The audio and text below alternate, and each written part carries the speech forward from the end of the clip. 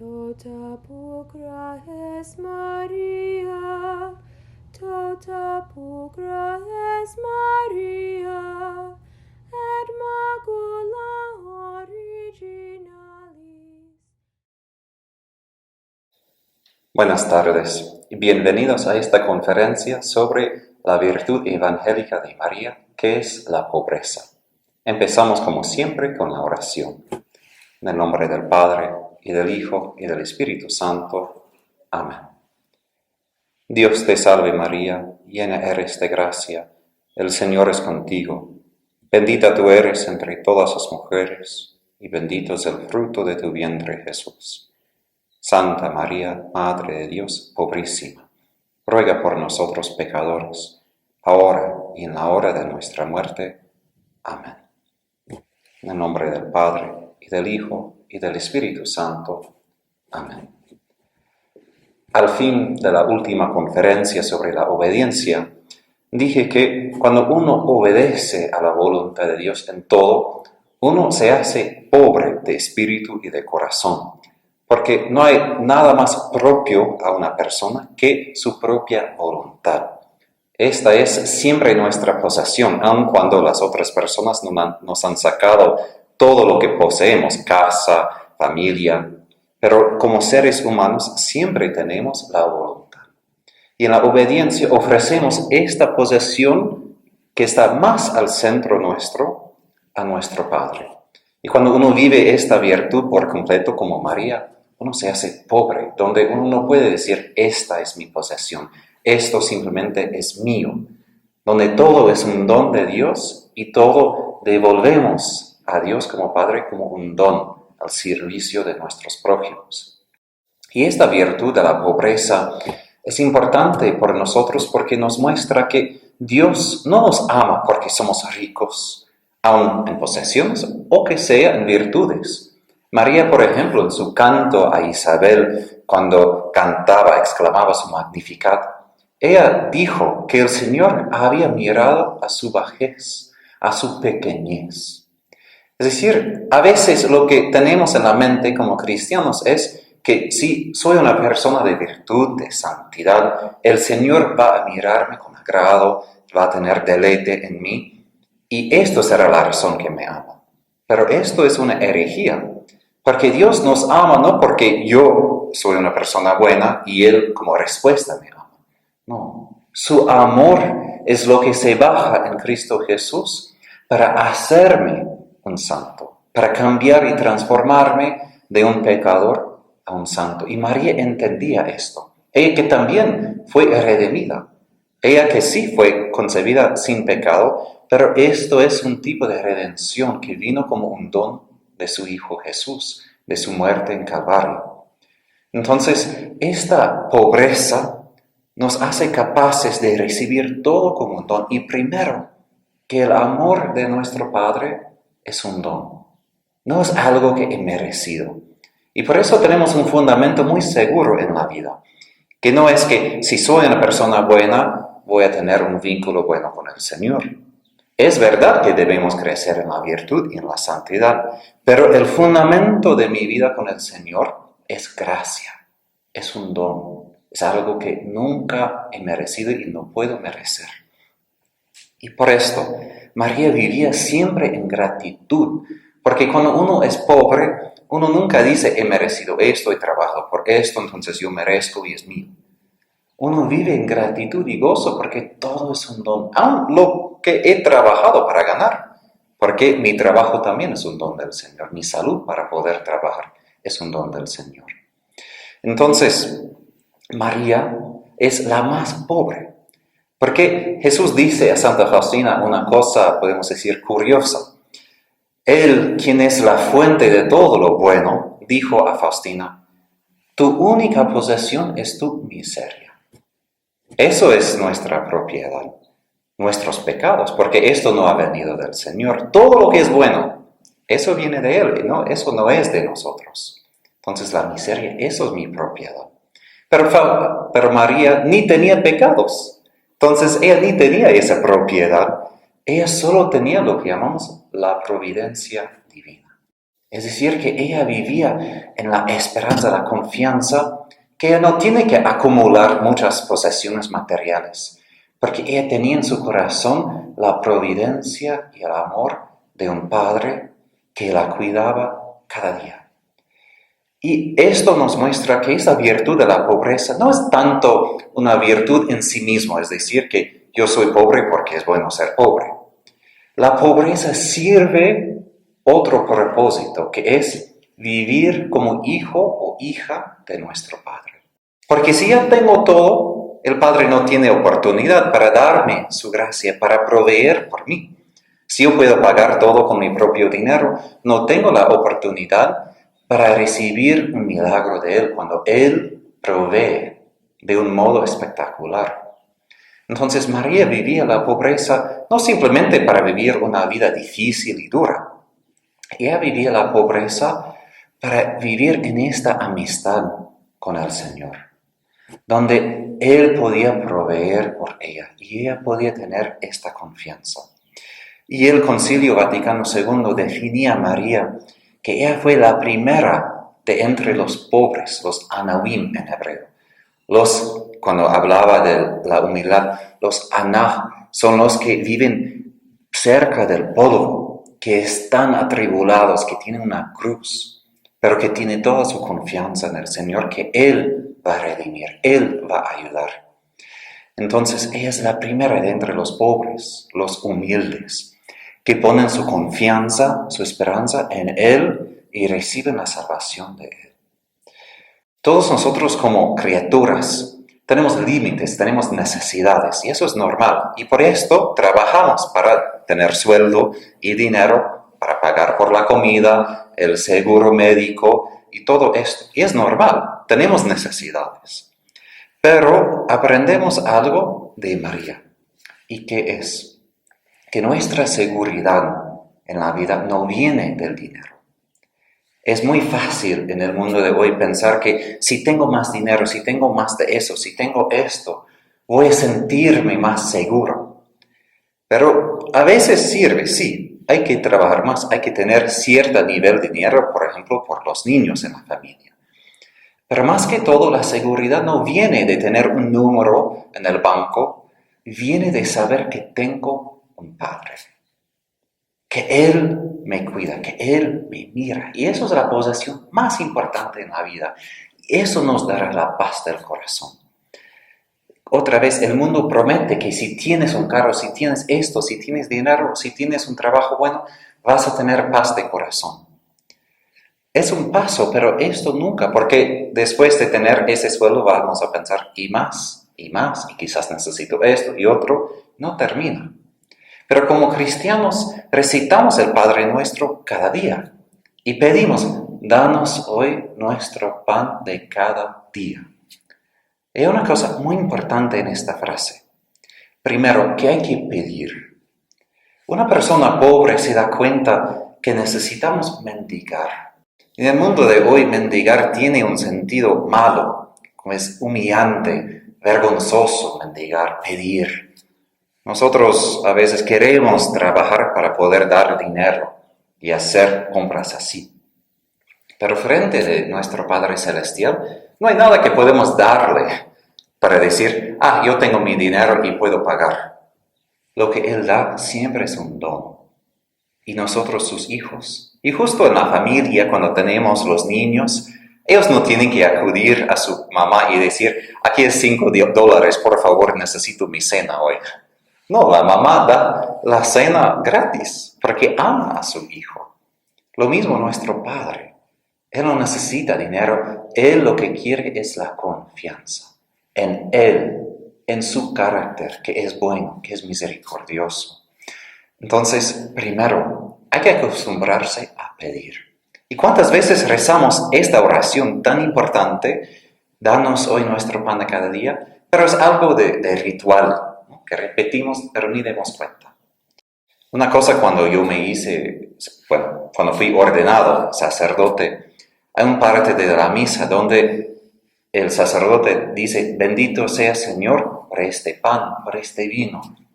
Y antes no me di cuenta tanto de este rito, pero como sacerdote me di cuenta Es verdad, tengo que dar gracias al Padre por pan y vino, porque nunca sabemos cuándo habrá la guerra, cuándo habrá dificultades, y yo como sacerdote ni voy a tener ni pan ni vino y no voy a poder celebrar la Eucaristía. Y ahora que estamos en medio de la pandemia, mucho del mundo ha pasado por meses sin la Eucaristía. Y ahora nos demos cuenta de dar gracias cada día por las oportunidades. Que cuántas veces hemos dado por cuenta esta capacidad aún de ir a misa. Y ahora es un gran don poder ir a misa. Entonces, primero es pedir y no tomar dado por cuenta lo que Él da cada día. De tener gratitud que repite cada día sus dones.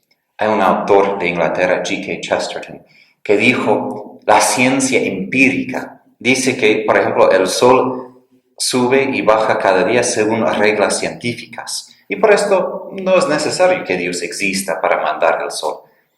Y G.K. Chesterton diciendo esto dijo, o reflejando sobre esto dijo, quizás no es tanto así.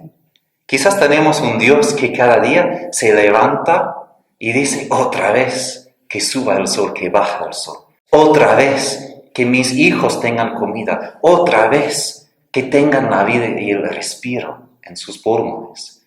Es decir, que Dios no se repite los días así como nosotros, como si otro día sí se repite. Por Él cada día es único. Yo recuerdo un sacerdote de mi congregación cuando yo fui diácono y vivía en Polonia. A veces yo estaba un poco enojado de escuchar esto cada miércoles cuando él tenía la misa, pero al fin me di cuenta de su sabiduría.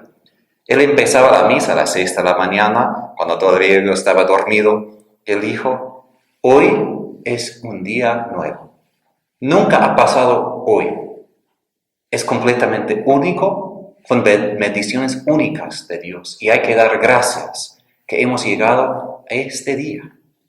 Me di cuenta cuánto tomo dado por cuenta estas cosas. De tener la salud, de levantarme, de poder ir a misa. Y tienen la razón. Nunca es lo mismo. Aunque se repiten las cosas, el Señor dice con gozo que se repita. Que mis hijos sepan que los amo de una manera nueva cada día. Entonces, primero, pedir. Segundo, recordar que todo es un don y recordar en gratitud. Y tercero, de pedir lo que es necesario por cada día.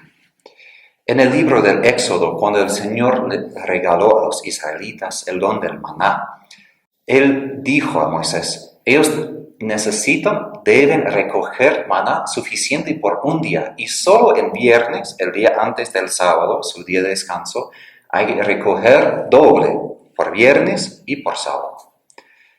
¿Y qué pasó? Cuando el maná sobró por el día que siguió, se hizo putrido.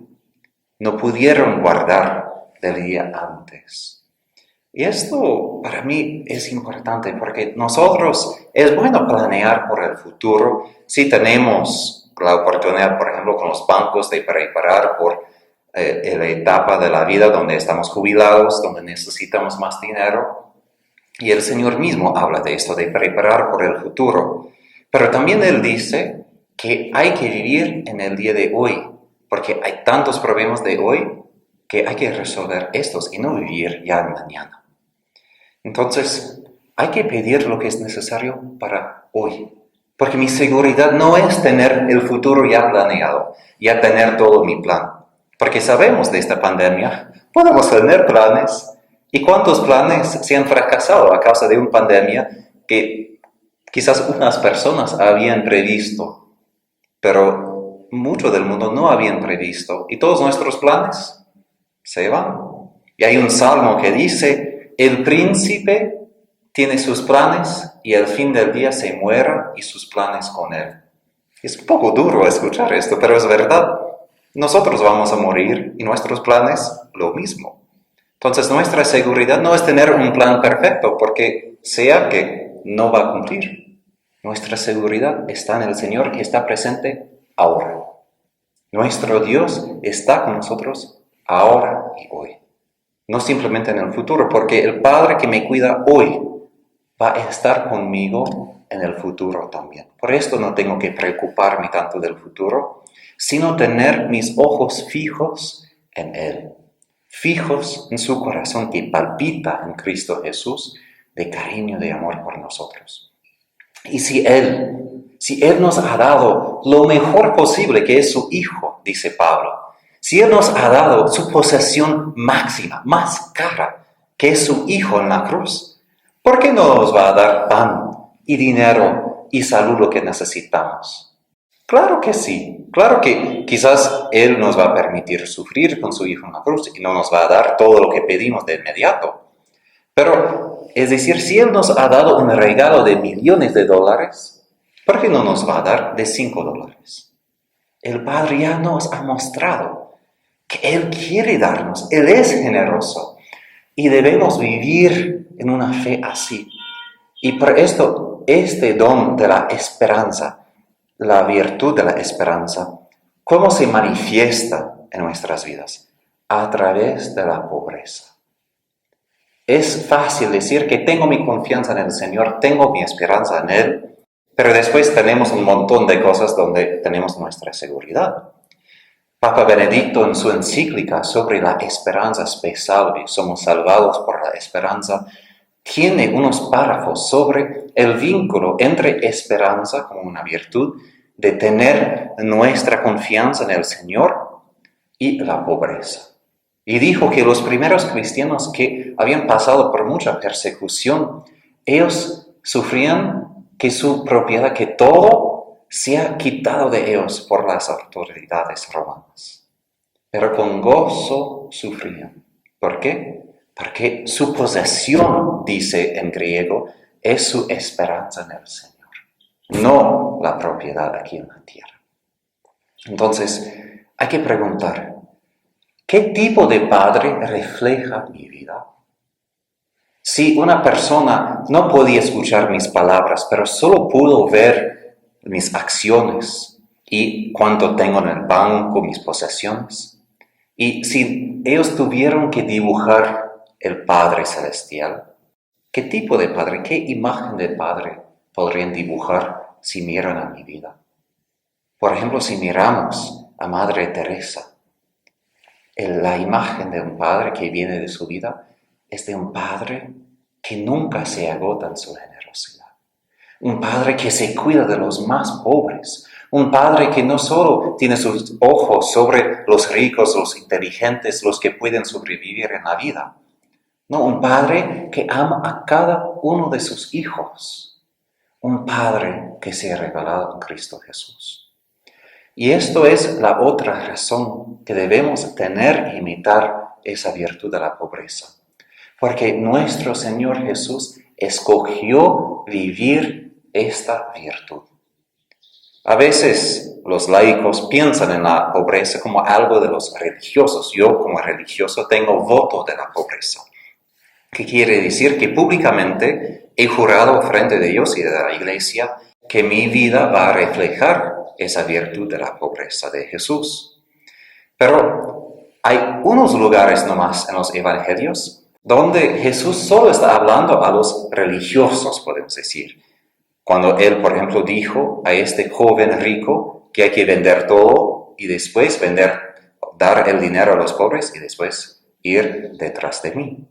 Pero todo el resto del evangelio, cuando Él habla de las riquezas, Él está hablando a todos los cristianos.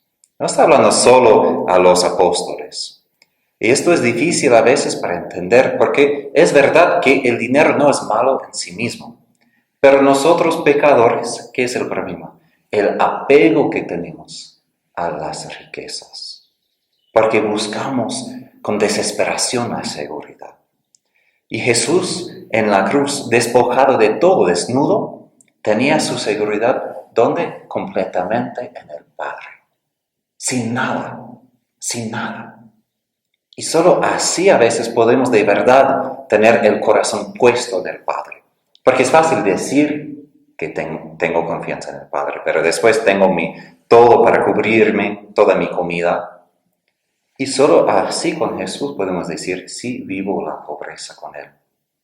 Entonces, Es importante tener en cuenta, esa no es una virtud solo por unas personas de la iglesia, es por todos. Y hay muchos santos en la historia de la iglesia, sí, religiosos, sacerdotes, pero también personas casadas. Santo Tomás More de Inglaterra vivía en pobreza, aunque él fue el canciller de Inglaterra, es decir, rey, y después él en poder. Y él tenía su ropa fina para el corte del rey, pero en su familia él vivía en pobreza y invitaba a los pobres a su mesa. Hay otros ejemplos, muchos otros ejemplos de laicos, de personas en el sacramento de matrimonio que vivían esta virtud. Y por esto es importante que esto es parte de ser cristiano, no simplemente algo extra por los que quieren ser santos. No, el catecismo repite lo que Jesús enseña en el Evangelio, que el despojo de las riquezas, el desapego de las riquezas en el corazón es necesario para entrar al reino de los cielos. Es necesario. En latín hay una frase sine qua non, que quiere decir, sin esto no es posible. Y hay que tomar en cuenta que Jesús ha dicho cosas severas y duras sobre las riquezas, que es más fácil que el camello pase por el ojo de una aguja que un rico entra al reino de los cielos. Eso es difícil, porque decimos, pero es normal tener cosas, ¿sí? Pero en el reino de los cielos hay que estar completamente despojado de todo, de todas las posesiones materiales y de la voluntad interior. Entonces, ¿en qué consiste esta pobreza, esta virtud? Primero, si la obediencia es despojarse de mi propia voluntad, lo que es algo espiritual, podemos decir, la pobreza refiere más que todo a posesiones materiales. Porque a veces la gente cuando piensa en la pobreza hoy relativiza la pobreza diciendo, bueno, yo soy pobre porque yo doy mi tiempo, mi talento a las otras personas en amor. Eso es verdad. Eso es algo bueno, pero eso es más la caridad, porque caridad es cuando yo doy de mí mismo, yo doy mi tiempo, mi talento, y es esencial. Pero la pobreza en sí misma refiere a las posesiones materiales. No refiere simplemente a ser económico. Yo, por ejemplo, cuando crecía, porque mi papá no tenía mucho dinero después de la muerte de mi mamá, entonces cuidamos los precios en las tiendas, porque pensamos, bueno, es mejor comprar esta cosa, esa leche, por ejemplo, más barato que el otro que cuesta más. Entonces yo recuerdo que él me enseñó de una edad muy pequeña cómo averiguar las diferencias entre los precios. Eso es bueno, es ser económico, pero no es la pobreza. La pobreza en sí es cuando nos faltan las cosas, a veces aún necesarias para la vida. Y por esto hay que distinguir entre el estado de la pobreza y la virtud de la pobreza. Porque hay mucha gente en el mundo de hoy que vive en el estado de la pobreza. Hay que pensar nomás en los niños de África, que no tienen casi nada para comer y se mueren por la hambre. Es el estado de la pobreza, donde no tiene lo suficiente para sobrevivir. Bueno, esto, claro que un niño que se nace en esa situación no ha escogido esto. Entonces, no hay mérito simplemente en vivir el estado de la pobreza, porque puede pasar, desafortunadamente, como sacerdote he visto esto cuando vivía en las Filipinas, que hay personas de facto que en realidad son pobres, que no tienen mucho para la vida, no tienen una casa grande, pero cuando les hablo, sus corazones tienen tantos deseos para ser ricos. Ellos miran a la televisión muchas veces de mi país, de Estados Unidos, y ven nuestro estilo de vida y sus corazones tienen ese anhelo para tener todo lo que ven en la televisión de los norteamericanos. Y eso me pone triste porque ellos son de una cultura mucho más feliz que la cultura de Estados Unidos, donde tenemos tanto dinero y lujo. Pero ellos piensan, voy a estar más feliz con esto. Y la verdad es, hay mucha gente en Estados Unidos que tiene muchos más problemas de depresión y ansiedad. Hay hasta millones, creo, si recuerdo bien, hasta 30 millones de personas en Estados Unidos que tienen problemas psicológicos. Eso es mucho y muestra que tener el dinero no resuelva mucho, a veces añade más problemas. Entonces, a veces nosotros nos encontramos en ese estado de la pobreza y hay que convertir ese estado en virtud. Es decir, la virtud es algo que yo estoy escogiendo a propósito. Porque si algo me acae, bueno, eso no es mi decisión ni mérito. Pero si yo estoy en una situación de pobreza factual y yo abrazo esa situación, yo acepto esta situación, entonces voy a tener la virtud. Y no es simplemente de que voy a estar en la pobreza y después voy a tener la paciencia, ¿no?, de no cambiar las cosas o la obediencia de aceptar esto como parte de la voluntad de Dios. La pobreza como virtud, como he dicho en las primeras conferencias, todas las virtudes nos dan deleite. Es decir, cuando yo estoy ejerciendo una virtud de verdad, tengo deleite, puedo disfrutar de esa virtud. Y por eso las personas que viven esa virtud no viven esa virtud como un peso, como simplemente una prueba, pero al fin quieren que se cambie. Viven en la pobreza y disfrutan esta vida de sencillez, esta vida en imitación de Jesús y de María. Porque como Jesús dice, bienaventurados, o en griego, felices los pobres. Y entonces, los que tienen esa virtud no son personas simplemente ascéticas, disciplinadas, que pueden pasar por el sufrimiento. Son personas que tienen su felicidad, su deleite, no en lo que puede ofrecer el mundo, no en la comida y en el placer, sino su gozo en Dios. Y esto es la pregunta más importante en esa virtud de la pobreza. ¿Dónde encuentro mi felicidad? En Estados Unidos hablamos del sueño americano, que nacimos y tenemos ese derecho de ser felices. Tenemos el derecho de tener todo lo que queremos para tener una vida hermosa, llena de gozo, de alegría. Sí, el Señor nos ha creado para ser felices, pero su felicidad siempre pasa por la cruz, por la pobreza de la cruz. No pasa por todas las riquezas del mundo. Eso es lo que Satanás ofreció al Señor en las tentaciones. La vida de riqueza sin la cruz. Es la tentación de Satanás, que tiene una imagen de la felicidad humana, pero no nos da lo que promete, no nos da la alegría verdadera. Entonces, ¿dónde encuentro? ¿Qué es mi imagen de la felicidad? Si yo me pregunto dónde estoy buscando mi alegría cada día, ¿dónde lo encuentro? Por ejemplo, una cosa fácil, y eso es la cosa quizás más que nos toca en la pobreza, es ayunar.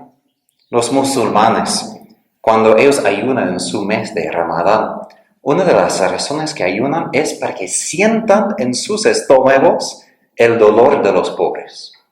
Para que se dan cuenta lo que pasa a los pobres en las calles, para que puedan tener compasión. Y eso es lo que he visto cuando viví en las Filipinas, un país muy pobre, que los ricos que no padecen ese sufrimiento en su propia carne, no son siempre generosos con los pobres, pero que he visto los pobres son generosos con los pobres. Ni tienen mucho, pero he visto con mis propios ojos como personas que ni tienen $1, dan su comida a la otra familia porque ellos entienden su propia carne, ¿qué quiere decir sufrir? Entonces, si queremos encontrar o averiguar dónde encuentro mi felicidad, que ayune un día. Es difícil a veces porque nosotros pensamos un día feliz es cuando puedo comer, cuando tengo hambre, puedo tener esto cuando padezco esto. Y si no como, ¿dónde voy a encontrar mi felicidad cuando tengo hambre? En Jesús, en su Espíritu, en su amor. Y por esto es tan importante darse cuenta que en los momentos de sufrir hay que darse cuenta, esto es mi oportunidad de tener mi confianza, mi alegría en Jesús y no en el placer del cuerpo.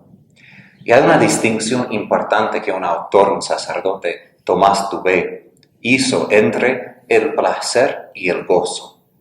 El placer es algo del cuerpo, es algo que se toca, que se siente.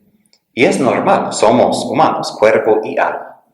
Pero ¿qué pasa con el placer?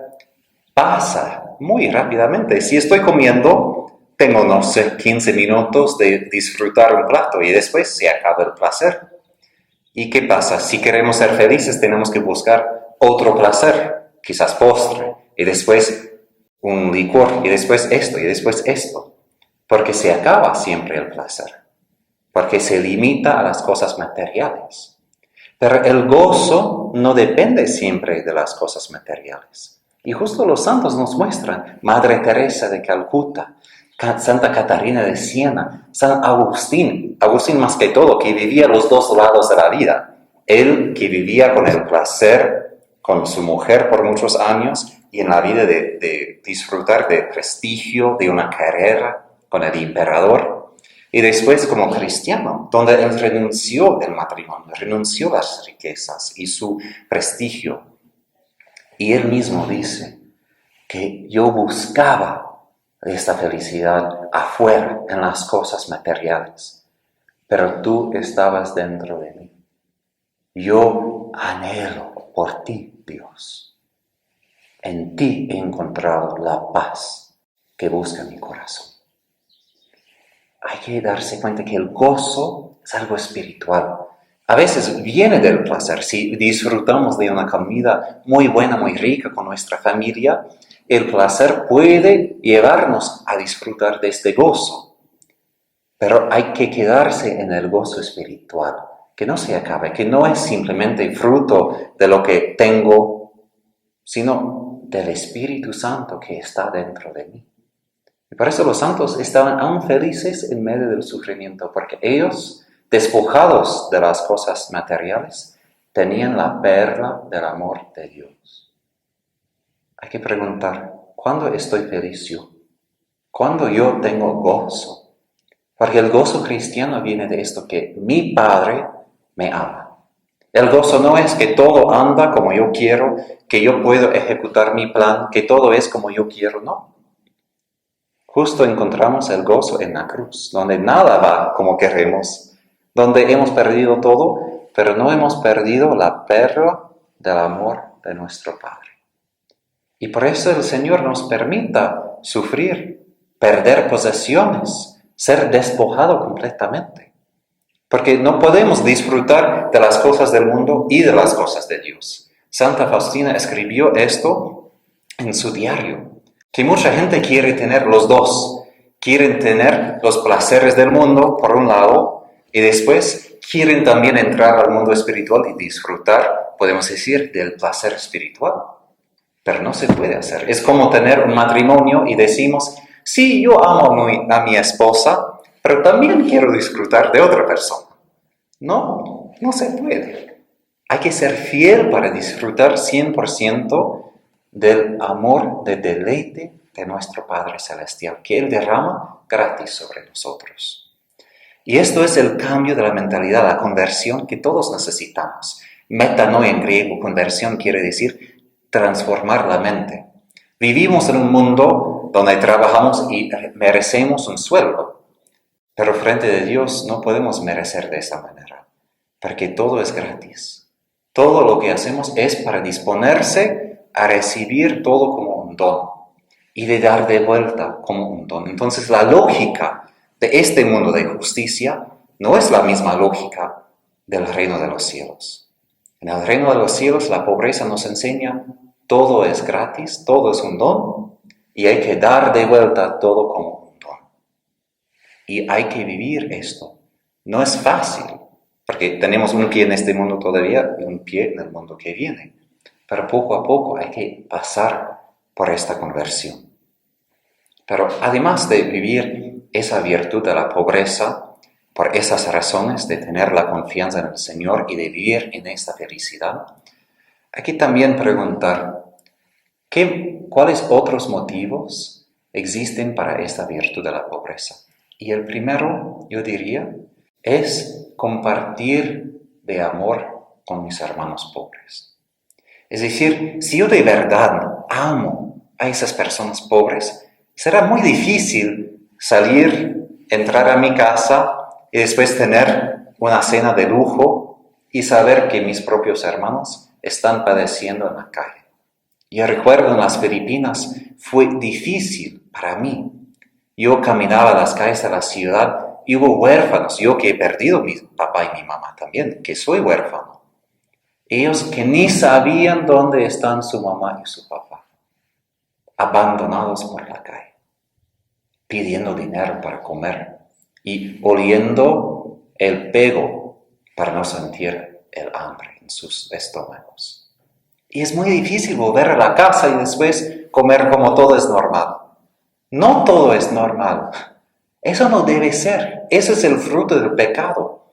Y por esto, aunque nosotros podemos hablar de la virtud de la pobreza, que es vivir bajo la providencia de Dios, la pobreza de mucho del mundo, la pobreza del Estado, la pobreza factual, es fruto del pecado original. Y cuando la gente pregunta, ¿y por qué Dios permite la pobreza del mundo? Hay que preguntar, ¿por qué yo permito la pobreza del mundo? Es muy fácil echar la culpa al Señor y decir, ¿por qué permites esto si eres un Dios bueno? Hay que preguntar, ¿por qué nosotros permitimos el pecado? Porque es nuestra la culpa, no Dios. Eso es el mundo que nosotros hemos creado del mundo de Dios. Hemos creado un mundo de pecado con todo lo que el Señor ha hecho. Entonces, en el Nuevo Testamento, hasta 209 veces se utilizan las palabras hermanos o hermanas, adelphoi. ¿Y qué quiere decir? Que nosotros, cristianos, debemos vivir como que estas personas pobres en el mundo son mis hermanos de la sangre, de la misma manera que yo trato a mis hermanos, mis amigos, mis hijos. Yo debo cuidar a ellos lo mismo, de tener ellos en cuenta, de la misma manera que quiero proveer comida por mis hijos, mi esposa. Si yo fuera casado, lo mismo debo cuidar a ellos.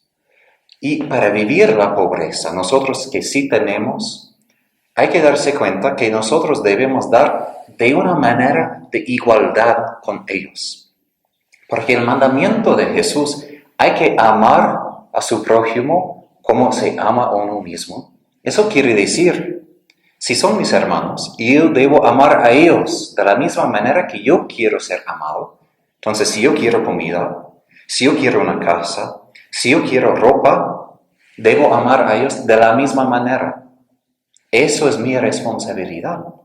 Y hasta tal punto que San Pablo dice, y el Catecismo también, ¿por qué trabajamos como cristianos? Sí, para mejorar el mundo, para ganar sueldo, pero también para dar dinero y apoyar a los pobres. Ahora, es verdad que hay pobres que simplemente podemos decir que son flojos, que tienen pereza. Hasta los proverbios hablan de las personas de pereza que no quieren trabajar. Y claro que ellos tienen su culpa en esto. Pero es muy fácil simplemente echar la culpa que los pobres son flojos todos. No es verdad. Yo cuando crecía no fue que mi papá fue flojo. Él perdió mi mamá y tuvo que pagar tanto dinero por el tratamiento por su cáncer. Y después él tenía cáncer y problemas de corazón. Y él perdió más dinero y ningún empleador quería que él trabaje, porque dijeron todos, pero no tienes buena salud. Entonces yo crecía en pobreza, no fue culpa de mi papá, pero gracias a Dios que él proveyó en mi niñez por él. Entonces, nosotros a veces no queremos compartir y tenemos 1000 excusas, pero tenemos esa responsabilidad de vivir la pobreza como manera de amar a los demás. Hasta tal punto que San Juan en su carta y Santiago en su carta dicen esto. El amor de Dios y la fe cristiana no existen en el corazón de la persona que no ama a su prójimo pobre. ¿Qué quiere decir? Que puede pecar mortalmente en no ayudar a los pobres. Que no podemos decir que amo a Dios si no estoy amando a mi prójimo. Que podemos perder el estado de gracia en ser negligentes a los pobres. Es parte de nuestra fe y la Iglesia dice es parte de nuestra tradición constante. Desde Jesús de cuidar primero a los pobres, porque Jesús mismo tenía este amor por los pobres y amor preferencial, de preferencia por los pobres. Él iba a los pobres primero para predicar, para darles la buena nueva, para curar sus enfermedades. Entonces nosotros debemos dar, debemos vivir en comunión con nuestros hermanos. Y en el mundo de hoy, más que todo ahora entendemos que mis hermanos no son simplemente las personas que viven cerca, ¿no? En la otra cosa cerca de mí. Mis hermanos son los de África, de Asia, de países pobres. Ellos también son mis hermanos de sangre que debo cuidar de manera igual. Y claro que hay límites, no podemos negligenciar a nuestra propia familia. Pero en esto hay que tener mucha conciencia frente de Dios. Porque es fácil escuchar una conferencia así. Y para mí también, yo reconozco, admito, es fácil escuchar cosas sobre la pobreza, el voto de la pobreza, por mí como religioso. Es otra cosa cuando me toca vivir esta virtud de la pobreza. Porque todos nosotros podemos hablar de ideales, de las virtudes que son tan hermosas cuando hablamos, pero es difícil vivirlas, de darse cuenta que eso exige de mí cambios en mi vida cotidiana. Que no soy una persona que vive aquí por siempre, pero todos somos peregrinos. Y por esto debemos vivir en pobreza, porque no vamos a llevar nada al reino de los cielos sino amor, nuestra única posesión. Y eso es otra motivación, otro motivo para la pobreza. Todos somos peregrinos. Y si estamos en viaje, no podemos llevar mucho, a los que vuelan por aviones, solo puedes llevar 50 o 30, por ejemplo, kilogramos, 50 libras, no más. Eso es todo. Lo que no es mucho si uno, por ejemplo, como yo, estoy yendo de un país al otro para vivir en otro país, como ahora en Bolivia. Pero cuanto menos, si estamos siempre en rumbo hacia el cielo, no podemos llevar toda la casa con nosotros. Es demasiado. Y Abraham, su llamada fue que el Señor que lo llamó de ir de su ciudad de Ur, donde tenía familia, fue un hombre muy rico, muy rico. Y el Señor dijo, hay que dejar todo y venir a otro lugar. Eso es lo que nosotros tenemos que hacer. Y hay que darse cuenta, Abraham en esta edad tenía ya 70, 80 años. Imagínense, cuando tienes 70 años, todo ya en tu vida has acabado de trabajar, de construir toda su vida, y el Señor te diga, y ahora hay que irse y dejar todo.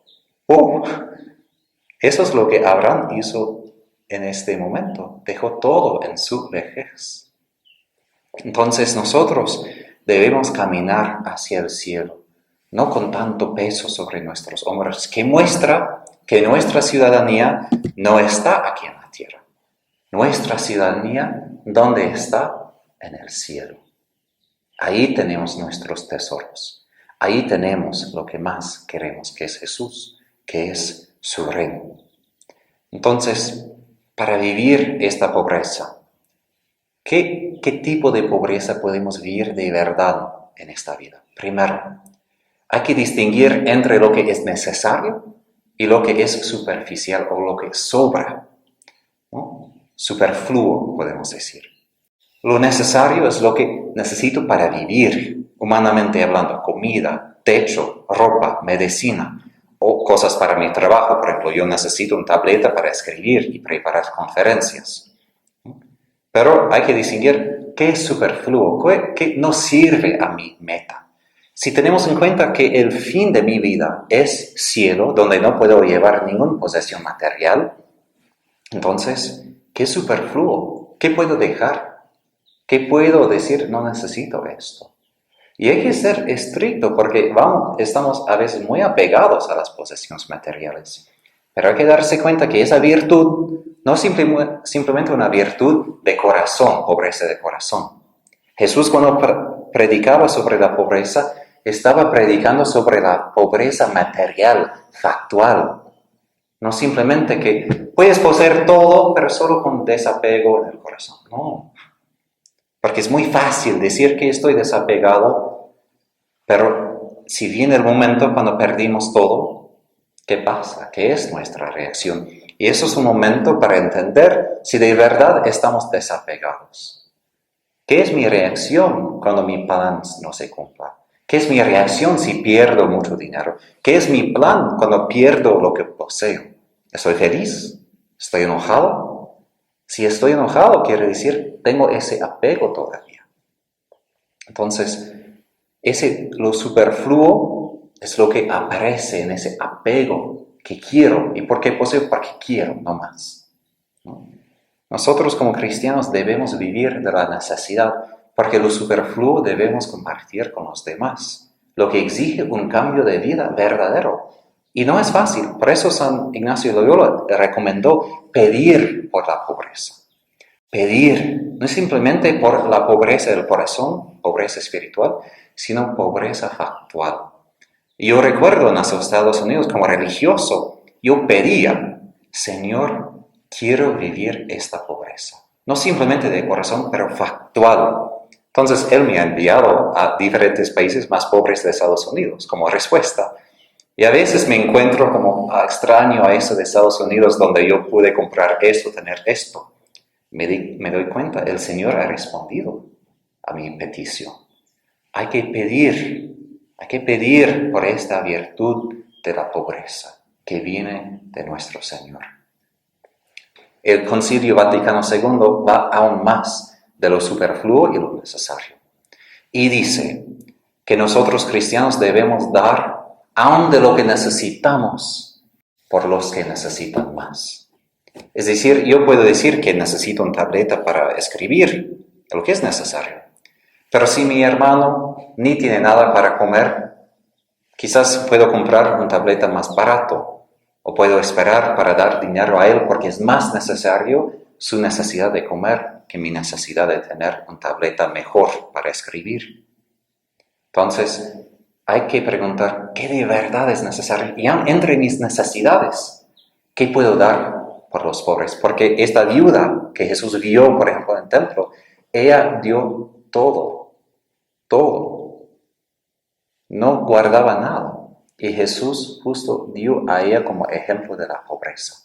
Y eso es la pobreza, podemos decir, perfecta, de no guardar nada y dar todo a nuestro Padre y entregarse en sus manos y en su providencia.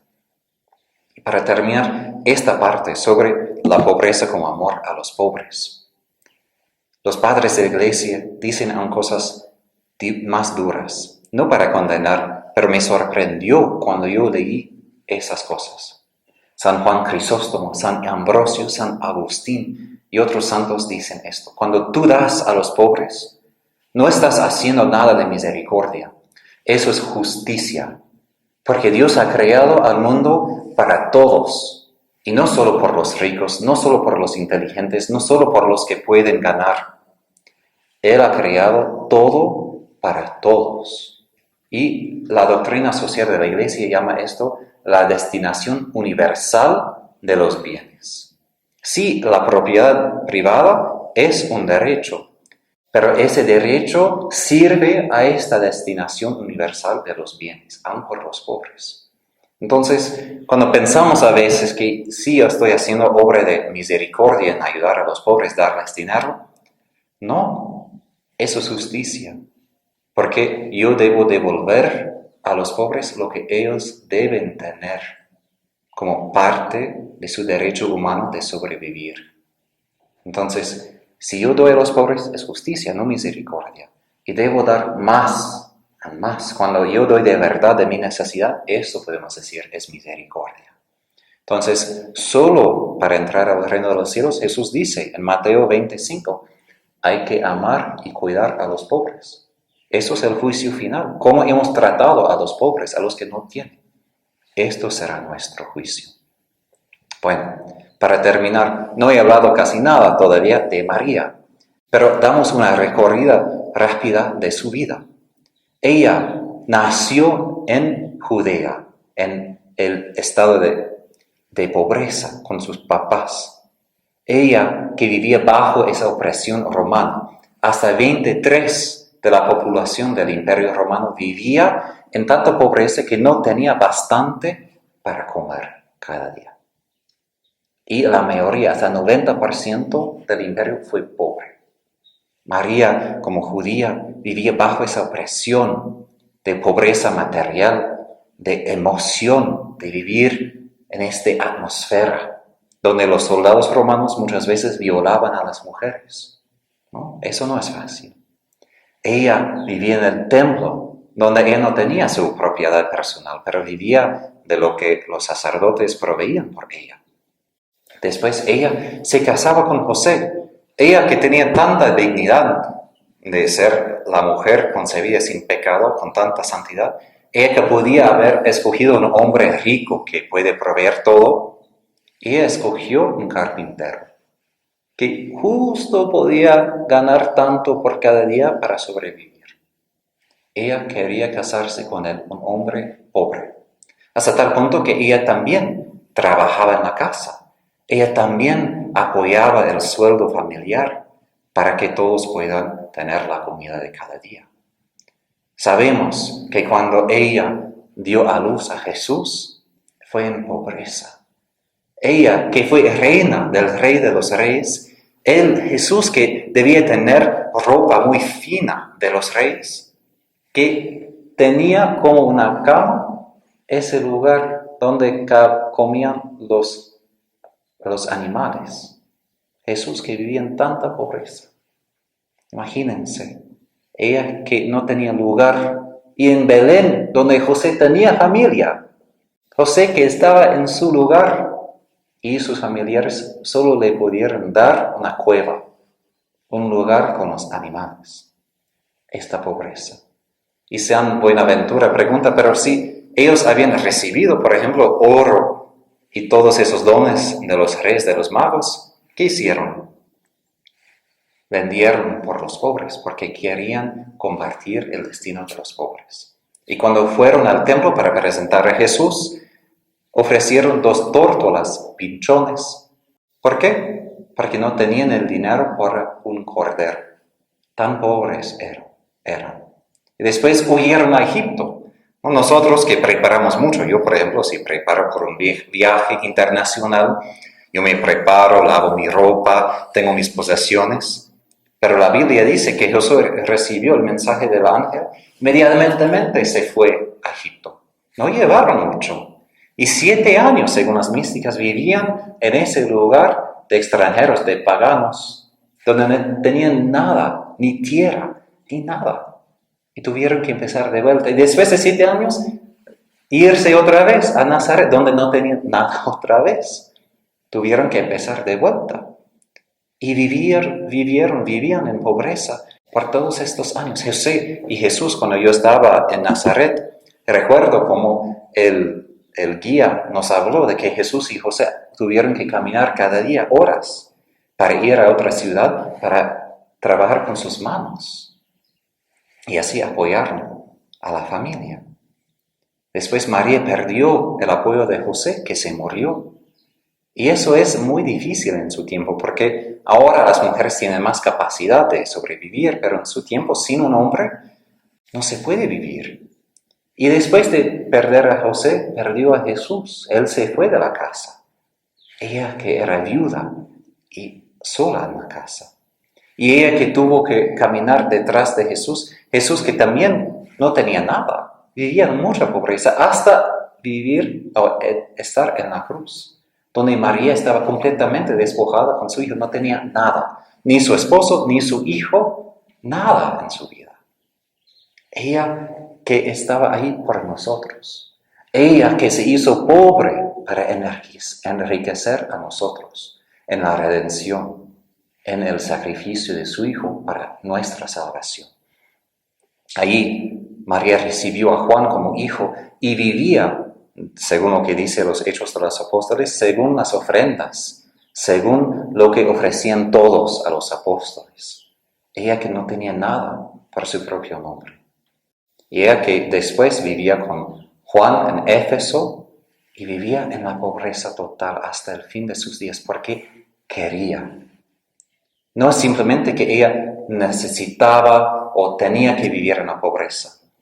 Ella a propósito escogió compartir el destino de los pobres, compartir de lo que sufre. Ella que había podido pedir al Señor por milagros para aprovechar de su ayuda en su sufrimiento, pero no pedía, porque ella quería compartir lo que viven los pobres, de vivir solo según la providencia divina como todos nosotros.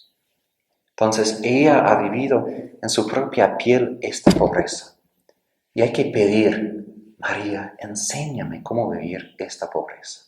Con gozo, con felicidad, para que yo pueda tener a Jesús en mí. Porque ella, en toda esa pobreza que tenía, a Jesús, a su Dios. Y eso es nuestro premio, esto es nuestro tesoro. Jesús, que ha venido a vivir con nosotros en pobreza también. Y comparte con nosotros su amor, su misericordia sin límites. Pero sabemos que es difícil y por eso necesitamos otras personas. Y he visto esto en las Filipinas y en otros países pobres. Cuando no tenemos posesiones materiales, ¿qué tenemos? Personas. Valoramos más a nuestras amistades, valoramos más a nuestros familiares, porque el amor es lo más importante entre nosotros. Y ahora, para terminar, la próxima conferencia será sobre la virtud evangélica de la paciencia. Porque si vivimos en la pobreza, ¿qué quiere decir? Vamos a sufrir, vamos a padecer dificultades. Que si tuviéramos más riquezas, más dinero, no necesitaríamos sufrir. Pero la virtud de la paciencia es lo que nos hace capaces de sufrir, porque la palabra paciencia viene del latín patior, que quiere decir sufrir. Entonces la persona pobre es una persona que puede ver el sufrimiento, que puede mirar a la cruz y decir, sí, yo prefiero estar con Jesús en sufrimiento que con el mundo en todas sus riquezas. Pero vivir en la pobreza por toda la vida exige mucha paciencia, la aceptación de muchas dificultades. Y en la paciencia vamos a tener este gozo que tenía María, el gozo de tener a Jesús, aún en medio de nuestro dolor. Entonces les invito a rezar con nosotros la coronilla de las 10 virtudes de María y ahora les doy mi bendición. El Señor esté con ustedes. Dios, te damos gracias por los ejemplos de tu Hijo tan pobre, y de la Virgen María pobrísima. Pedimos que ellos nos muestren cómo imitar y vivir esa virtud para que podamos tener nuestro gozo en ti y en tu amor infinito hacia nosotros, y que podamos mostrar tu amor a nuestros prójimos pobres, que podamos de verdad compartir todo lo que tenemos con ellos, para que todos nosotros alabemos tu nombre y tu generosidad. Y la bendición de Dios Todopoderoso, Padre, Hijo y Espíritu Santo, descienda sobre ustedes y permanezca para siempre. Amén. Hasta el próximo sábado. Gracias.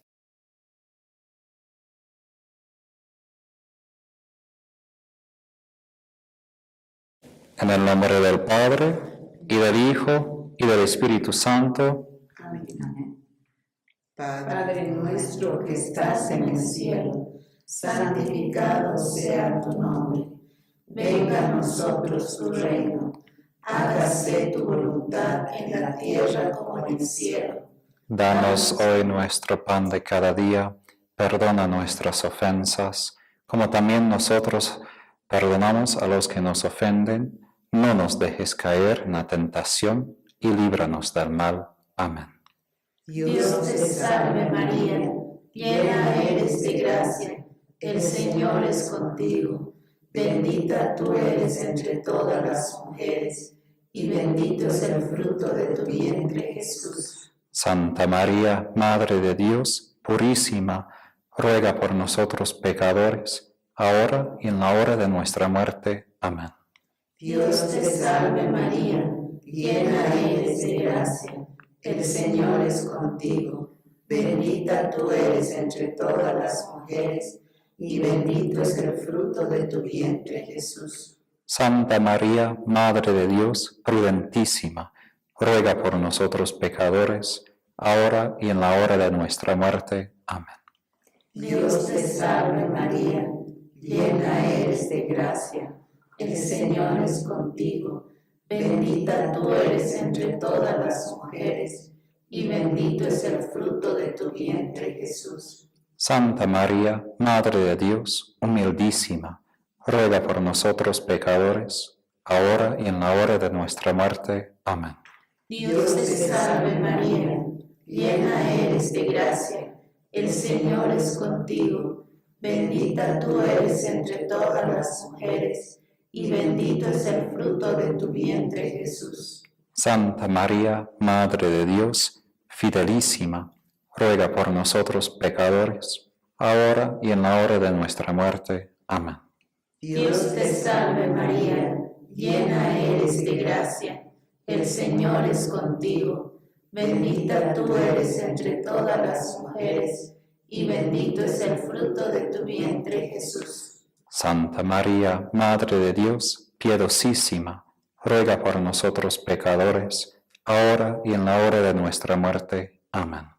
Dios te salve María, llena eres de gracia, el Señor es contigo, bendita tú eres entre todas las mujeres, y bendito es el fruto de tu vientre Jesús. Santa María, Madre de Dios, obedientísima, ruega por nosotros pecadores, ahora y en la hora de nuestra muerte. Amén.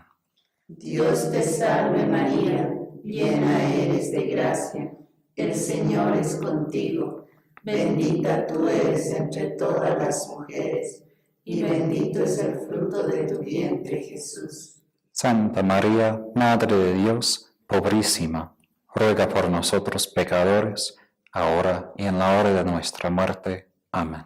Dios te salve María, llena eres de gracia, el Señor es contigo, bendita tú eres entre todas las mujeres, y bendito es el fruto de tu vientre Jesús. Santa María, Madre de Dios, pacientísima, ruega por nosotros pecadores, ahora y en la hora de nuestra muerte. Amén.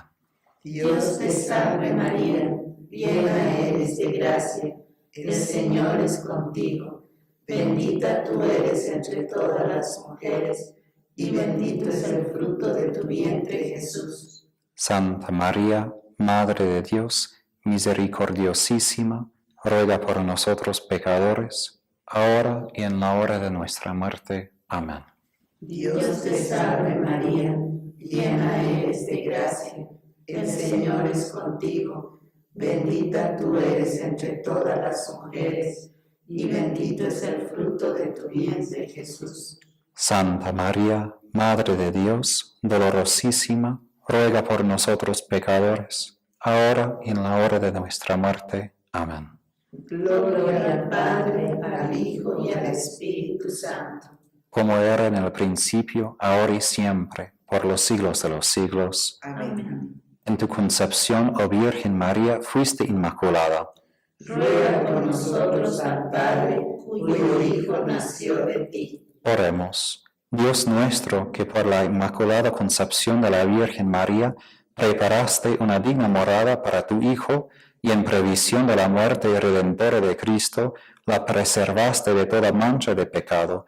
Concédenos que por su intercesión nosotros también, purificados de nuestras culpas, lleguemos hasta ti. Por Cristo nuestro Señor. Amén. Que la inmaculada concepción de la Virgen María Sea nuestra salvación y protección. En el nombre del Padre, y del Hijo, y del Espíritu Santo. Amén. Amén.